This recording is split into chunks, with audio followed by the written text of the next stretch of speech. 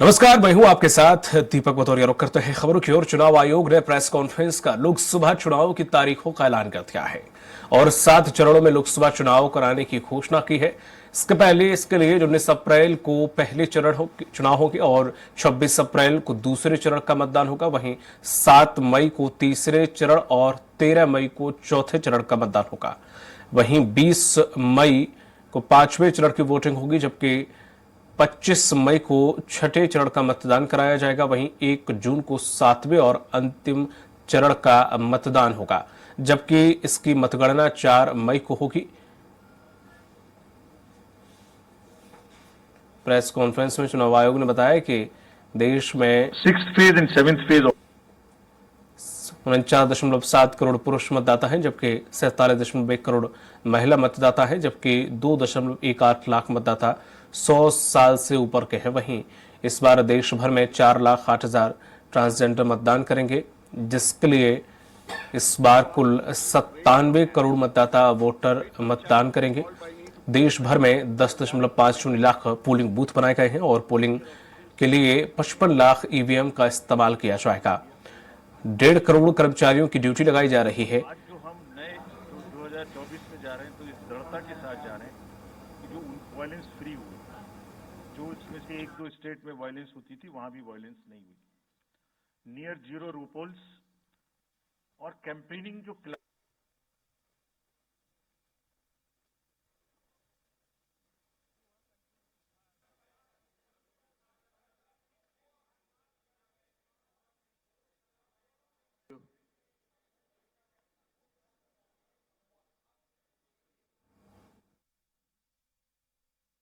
6th phase and 7th phase also, Odisha would have the assembly elections. 6th phase being on 29th April and 25th May elections. ये सब आपके साथ में हम अभी share कर रहे हैं ताकि आपको लिखने में, रिपोर्ट करने में इसको आसानी हो।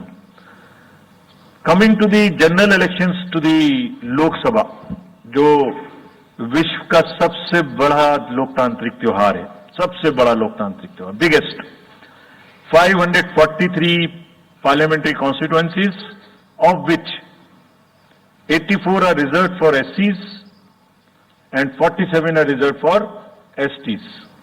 तो इस 543 पार्लियामेंट्री कॉन्स्टिट्यूएंसीज के महात्योहार में शेड्यूल बताने से पहले सभी वोटर्स का फिर से हाथ जोड़ के आग्रह, अनुरोध, गुजारिश that please join for the voting, come on the day of voting. छुट्टी मनाने ना जाएं, जरूर आ जाएं। Schedule of the Lok Sabha poll, phase 1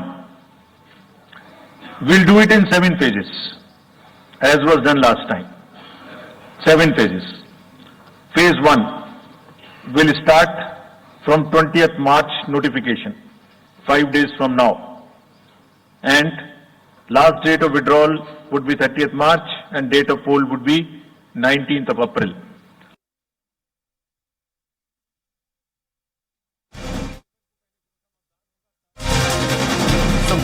आपको बता दें कि चुनाव 26 अप्रैल को दूसरे चरण का मतदान होगा। 7 चरणों में लोकसभा चुनाव हो रहे हैं। इस 7 मई को तीसरे चरण की वोटिंग होगी। लोकसभा चुनाव 2024 में 7 चरणों में चुनाव होंगे। 13 मई को चौथा चरण का मतदान होगा। वहीं 20 मई को 5वें चरण की वोटिंग होगी। लोकसभा चुनाव 2024 की अपडेट। 25 मई को छठे चरण का मतदान होगा। कुल 7 चरण है और 1 जून को 7वें चरण का मतदान होगा।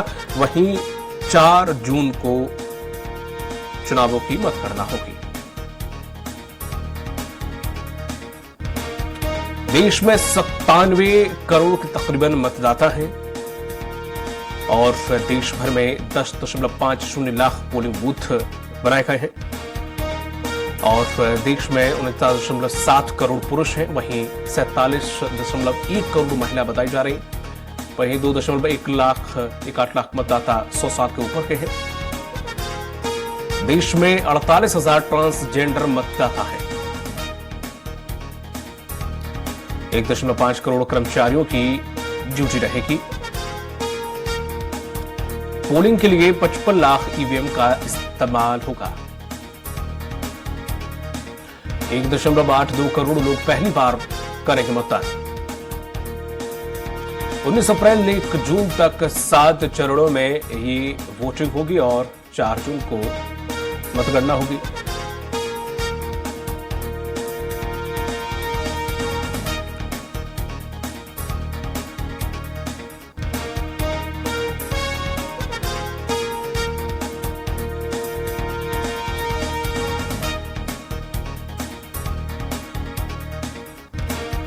लोकसभा चुनाव 2024 के शेड्यूल 7 चरणों में चुनाव संपन्न कराए जाएंगे और इस दौरान 1.5 करोड़ कर्मचारियों की ड्यूटी लगाई जाएगी।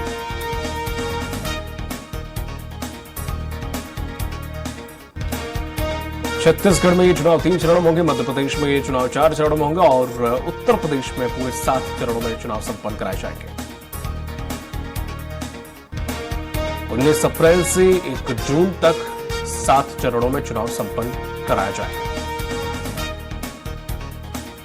और देश भर में 10.5 लाख के तकरीबन पोलिंग बूथ हैं और 97 करोड़ मतदाता में 49 करोड़ के तकरीबन पुरुष और 47 करोड़ के तकरीबन महिलाएं।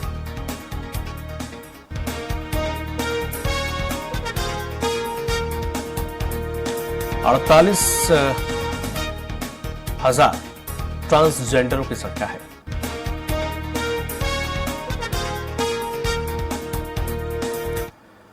चुनाव आयोग ने लोकसभा चुनाव की तारीखों का ऐलान कर दिया है। मध्य प्रदेश की 29 लोकसभा सीटों की बात करें तो यहां 4 चरणों में चुनाव होंगे। पहले चरण का चुनाव 19 अप्रैल को होगा, दूसरे चरण का 26 अप्रैल को, तीसरे चरण का 7 मई को, चौथे चरण का और अंतिम चरण का चुनाव 13 मई को संपन्न होगा।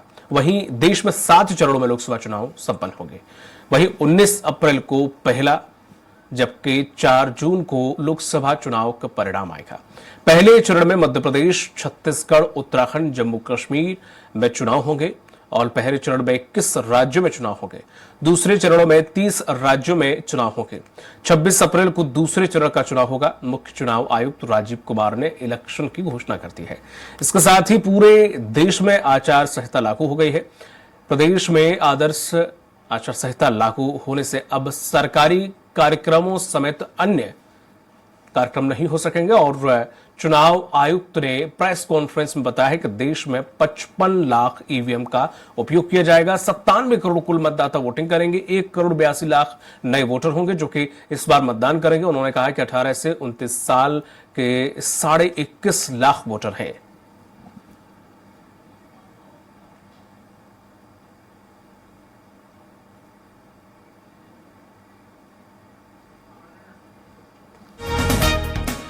उन्नीस अप्रैल को पहले चरण का मतदान होगा। लोकसभा चुनाव 2024 7 चरणों में लोकसभा चुनाव संपन्न होंगे। 26 अप्रैल को दूसरे चरण का मतदान होगा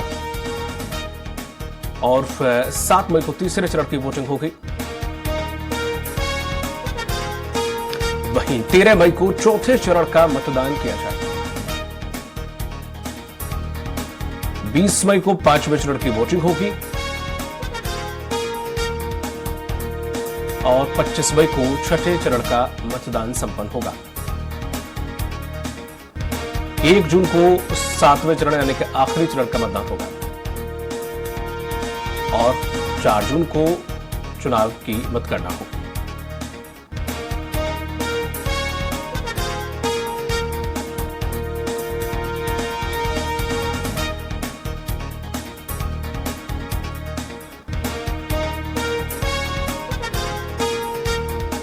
साढ़े 10 लाख पोलिंग बूथ है देश भर में और 49.7 करोड़ पुरुष और 47.1 करोड़ महिलाएं।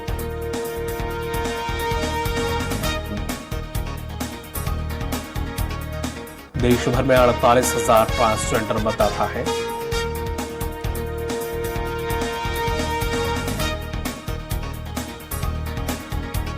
खबर सीधी से है जहां पर राज्यसभा सांसद अजय प्रताप सिंह ने बीजेपी से इस्तीफा दे दिया है। उन्होंने कहा कि राजनीति सेवा का माध्यम है, धन अर्जन का माध्यम नहीं है। लेकिन कुछ परिस्थितियों में ऐसी निर्मित हो गई हैं कि अब अपने आप को बीजेपी के अनुकूल नहीं मान रहा हूं। उन्होंने कहा है कि मैं निर्दलीय चुनाव लड़ूंगा।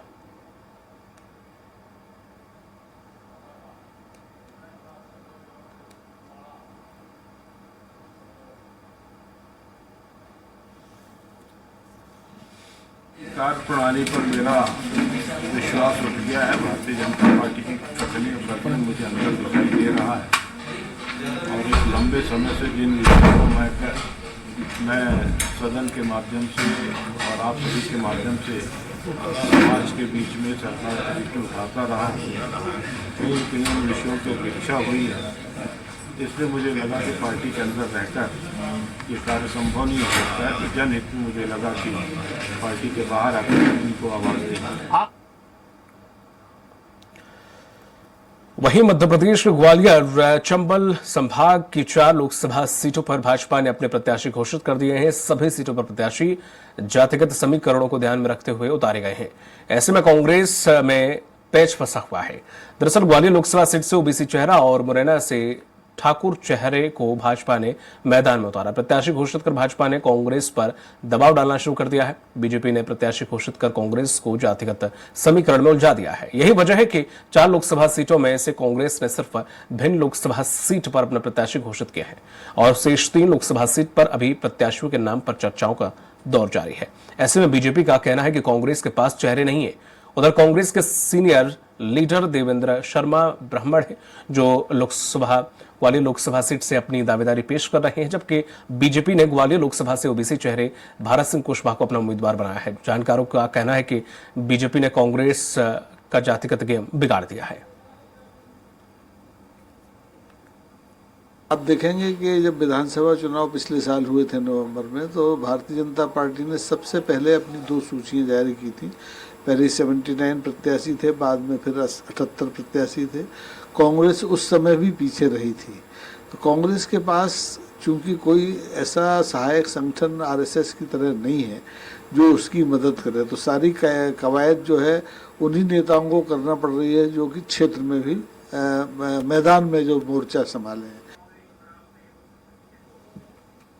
देखिए, विधानसभा चुनाव में मैंने बहुत स्पष्ट रूप से कहा था कि जुड़ गए हैं बीजेपी से मालू जी जुड़े हुए हैं और साथ ही साथ कांग्रेस से फिरोज सिद्दीकी जुड़े हुए हैं। आप दोनों लोगों का स्वराज एक्सप्रेस में बहुत बहुत स्वागत है। धन्यवाद। गोविंद मालू जी, अब तक आवाज आ रही है? हाँ जी, बोलिए। हाँ बोलिए जी। गोविंद जी, जिस तरह से देखा जाए, ये जो 7 चरणों में चुनाव संपन्न कराए जाएंगे लोकसभा के, मध्य प्रदेश में 4 चरण आ रहे हैं, इस पूरे शेड्यूल को सबसे पहले बीजेपी कैसे देख रही है? हालांकि विपक्ष आरोप लगाता है कि जब ज्यादा रखे जाते हैं तो चरणों में उसमें कहीं ना कहीं सत्ता आधारित दल को फायदा पहुंचाने के लिए सब होता है। देखिए, जब अगर आपके पास मुद्दे हैं, वो जनता नाराज हो, तो विपक्ष को क्या जरूरत है इस तरह के आरोप लगाने की? लोग आपके साथ हैं तो बिल्कुल कभी भी चुनाव हो, 3 महीने में चुनाव हो, उससे कोई फर्क थोड़ी पड़ता है कि अच्छा आचार संहिता लगी, कोई नई घोषणा भी नहीं हो सकती। तो मुझे तो समझ में नहीं आता है इनके कुतर्कों का क्या जवाब दिया जाए। कभी ईवीएम की बात करते हैं, कभी चार, इनको हर बात में नाक में जाने आंगन टेढ़ा। चुनाव लड़ना नहीं है, उम्मीदवार मिल नहीं रहे हैं, नेता घूम यात्रा पर, वहां से बचकर। तो ये विपक्ष को एकजुटता इनकी खुद की खंडित हो गई। इसमें भारतीय जनता पार्टी क्या करेगी और सरकार क्या करेगी? अरे आप गठबंधन बना, वो बंगाल में वो ममता बहन बोल रही है, ममता दीदी 42 सीटों खुद लड़ेंगे, उन्होंने घोषणा कर दी और कह दिया कि 30 सीट भी कांग्रेस को नहीं मिलेगी। तो आपके अंदर की सर फुटबॉल को हम पर क्यों दोषारोपण कर रहे हैं? आपकी तो अनुकूल स्थिति कभी आने वाली नीति के चुनाव नहीं होंगे। अच्छा है, आपके पास संसाधन समय तो 5 चरणों में 6 चरणों में चुनाव होंगे, तो आपको फायदा है इधर उधर जाने में। करता नहीं, आपकी बात चले जाएंगे। लेकिन ये इस तरह का कुतर्क करना पहले भी हुए हैं। आप इनके नेता कांग्रेस के तारिक अनवर को मैं सुन रहा था टेलीविजन पर, उन्होंने कहा कि ऐसे बिहार में भी 5 चरणों में चुनाव कई बार हुए। तो ये भानेबाजी, जनता के मूड पर इनको कोई भरोसा नहीं है। इनको मालूम है कि जनता का मूड मोदी जी के साथ है, फिर से सरकार देखना चाहते हैं। हमारे देश का मकसद नरेंद्र मोदी जी के नेतृत्व में भारत के गौरव की स्थापना हुई है। विकास के जो आयाम खुले हैं, एक नया। ठीक है गोविंद जी, मैं आपके पास लौटूंगा। फिरोज सिद्दीकी जी, जिस तरह से इलेक्शन कमीशन ने जो 7 चरणों में चुनाव और बाकी व्यवस्थाएं का जो प्रेस कॉन्फ्रेंस की विपक्ष के तौर पर बैठी कांग्रेस इस पूरे शेड्यूल को किस तरह से देख रही है? ठीक है, चुनाव तो होना ही था, शेड्यूल है। शेड्यूल जो आया है काफी लंबा शेड्यूल है कि 3 महीने तक अब चुनाव चलते रहेंगे पूरी ग्रीष्म ऋतु भर। तो ठीक है, चलते रहे चुनाव, कोई दिक्कत नहीं है इसमें। लेकिन जो बड़ी बड़ी बातें जो न्यारे बनने की कोशिश कर रहे थे गोविंद मालू जी, तो इनको बता दूं कि सुप्रीम कोर्ट ने कहा कि चुनाव आयुक्तों की नियुक्ति मोदी जी नहीं करेंगे। तो मोदी जी ने नियुक्ति कर दी चुनाव आयुक्तों की। तो आदर्श आचार संहिता तो सिर्फ विपक्ष के लिए लगी है, भारतीय जनता पार्टी के लिए कोई आदर्श आचार संहिता नहीं है। ना ही उनके खिलाफ कोई FIR होगी, ना ही वो धर्म का इस्तेमाल करते रहे, कोई भी पैसे बांटते रहे, उनके खिलाफ कोई कार्रवाई नहीं होगी। ना जनता की कोई शिकायतें चुनाव आयोग को सुनना है। अभी 10,000 पेंडिंग थी विधानसभा चुनाव में, जिसको लेकर सुप्रीम कोर्ट ने संज्ञान लिया और हाई कोर्ट को निर्देश दिए हैं। तो पैसे और सवाल ये है कि तो वो मोदी जी के 3 पिट्ठू हैं वो चुनाव आयुक्त, वो पिट्ठू जो है वो चुनाव कराएंगे। तो इक्वल लेवल फील्ड तो कांग्रेस के लिए है या विपक्ष के लिए नहीं है। दूसरी बात, संसाधनों का जहां तक सवाल है, तो चंदा चोर जो लोग हैं, जो सेंटियागो मार्टिन जैसे सटोरियों से चंदा लेते हो, जो चंदे जो है देश के लोगों का पैसा लेके चंदा चोर जिन्होंने इलेक्टोरल बॉन्ड लाए हो, असंवैधानिक इलेक्टोरल बॉन्ड लाए हो, वो सबको पता है। तो जो उनके पास पैसे की कमी क्या होने वाली है? वो तो खुला दादागिरी कर रहे थे। उनका ED, CBI, इनकम टैक्स, ये तो गुंडे बन गए थे लोगों के ना, लोगों का गला दबा के जो है उनके घर छापे डाल डाल के ये इलेक्टोरल बॉन्ड की वसूली कर रहे थे। ये रंगदार नहीं होते जो हफ्ता वसूली करते हैं मार्केट में, ये वो हफ्ता वसूली करने वाले लोग हैं। ये तो पुराने लोग हैं मंदिर की पेटी में से चिल्लर चुराने वाले। इन्होंने राम मंदिर का चंदा चोरी किया, इन्होंने अभी चंदा चोरी किया। अब आ जाइए EVM पे, तो हम तो आपको EVM का सारा हकीकत दिखा चुके हैं कि EVM पर ही आज चोरी करती है। फिरोज जी, EVM पर इलेक्शन कमीशन ने साफ कहा है, जब उनसे सवाल पूछा गया कि EVM को लेकर विपक्ष धरने पर बैठा है, नाराज है, तो उन्होंने साफ कहा है कि हम तो कई बार बुला चुके, कोई आता ही नहीं। हम तो सब कुछ देने के लिए, डेमो देने के लिए और जितनी भी उन्हें परेशानियां हैं सब हल करने के लिए तैयार है, कोई आता कहाँ है? हम तो कह रहे हैं ना, आप अपनी मशीन दो। कितने लोग, महमूद प्राचा जो है ADR है, वो कह रहे हैं आप अपनी मशीन दो, हम हैक करके दिखा रहे हैं आपको। क्यों नहीं देते मशीनें? देना मशीनें तो हम करके तो दिखा रहे हैं। तो कह रहा हूं ना मैं, ये सब चोरों की मंडली एक साथ इकट्ठा हो गई है, जिसमें इलेक्शन कमीशन भी शामिल हो गया है। अब ये जो चुनाव हो रहे हैं, ये आदर्श आचार संहिता आदर्श सिर्फ विपक्ष के लिए है। मोदी कुछ भी बोलेंगे चलेगा, मोदी बजरंगबली बोलेंगे वो भी चलेगा। तो ये चोरों का कुछ नहीं हो सकता। चंदा गोविंद जी, लोग हैं, ये तो न्यारे बने घूम रहे हैं। गोविंद जी, अब तक आवाज आ रही है सर? हाँ, लुटेरे बोलते हैं कि आप चोर हैं। अरे भाई, जो लूट चुके देश को आजादी के बाद, जो चंदा चोर है वो कहाँ लगे हुए हैं भाई? देश को लूट चुके हैं और सब उन्होंने कैद करके रखा था। इलेक्टोरल बॉन्ड तो 1 नंबर में गया भाई, खाते से पैसा गया। इलेक्टोरल बॉन्ड कोई पार्टी के पास बॉन्ड नहीं थे, तो SBI पे इसका दर्द है। और सुप्रीम कोर्ट, अरे चंदा चोर और चंदा चोरी किए जिन्होंने हफ्ता वसूली की है, बेशरम लोग हैं ये। ये राम मंदिर का चंदा नहीं छोड़ा इन्होंने, बेशरम लोग हैं ये तो सेंटियागो मार्टिन कौन है? ठीक है, सेंटियागो मार्टिन करते तो देश में तो करेंगे ही। हाँ, तो आज वो मंदिर का RSS के प्रचारक महमूद प्राचा है, पैसा आता है जमा करके, तो पार्टी में जो चंदा आता है उसकी तो आप हिफाजत नहीं कर सकते, उसकी चोरी करते। मैं कहता रहा, चंदा चोर पुराने लोग हो आप, ठीक है? आप अपनी सेंटियागो मार्टिन कौन है? अरे सेंटियागो मार्टिन कौन है? सेंटियागो मार्टिन कौन है? सेंटियागो मार्टिन कौन है? उसने उसका चंदा किसको? पाकिस्तान का चंदा खाया भारतीय जनता पार्टी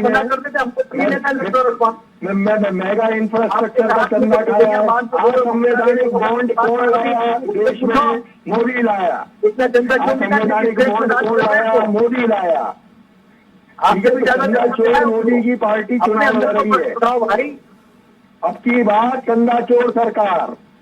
अरे ये लाए आप बहुत लाए पहले, अरे अपनी बात चंद्रचूड़ सरकार पहले भी बोला था क्या तो हम कह रहे हैं ना फिरोज जी जैसे कि इलेक्शन कमीशन पे आपने आरोप लगाया, आपने ईवीएम पे लगाया, आपने हर किसी प्रशासनिक तंत्र पे लगा दिया, तो क्या ये कहा जाए कि कांग्रेस अपने आप को कहीं ना कहीं ये तैयार है, प्रिपेयर्ड है कि हम हारे हुए हैं, आगे यही आरोप लगाने?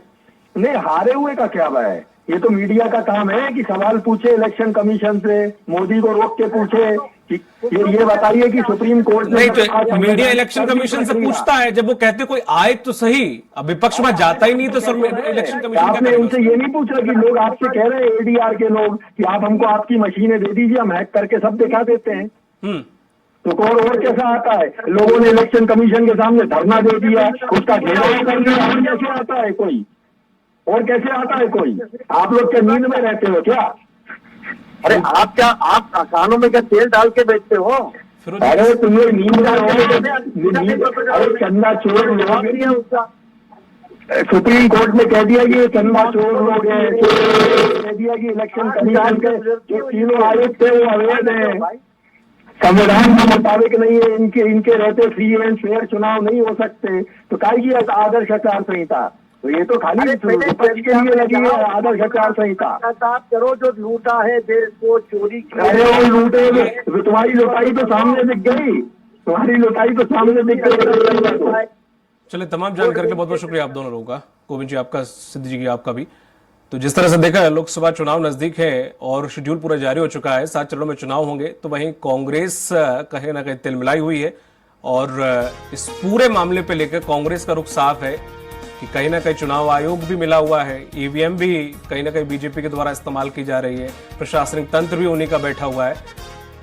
साफ साफ जिस तरह से कांग्रेस के प्रवक्ता यहां पर जुड़े थे, उनकी बातों से हताशा झलकती हुई नजर आई, कुछ बिना तथ्यों की जानकारी रख रहे थे।